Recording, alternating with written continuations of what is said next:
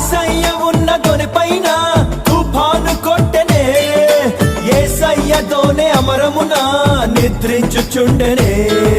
గాలిపైకి లేచి అలలు ఎంతో ఎగసి దోనెలోని కొచ్చను జలములు జోరున్న శిష్యులేమో జడిసి వానలోన తడిసి బహుగా అలసిపోయే. ప్రభువా ప్రభువా లేవవా త్వరగా, మేము నశించిపోతున్నామని ప్రభువును లేపిరి. తమలో ఉంచిన దైవ శక్తి మరచి రక్షకుడు పైకి లేచాడు, శిష్యులకు చేసి చూపాడు, పరిస్థితులతో మాటలాడాడు. ఆ గాలినేమో గద్దించి తుఫాన్ని ఆపేసి నిమ్మలపరిచాడు. శిష్యులను తేరి చూచాడు, విశ్వాసం ఎక్కడన్నాడు, అధికారం వాడమన్నాడు. ఇక మనమంతా ప్రభులాగా చేసేసి గెలిచేసి ప్రభుని స్తుతిద్దాము.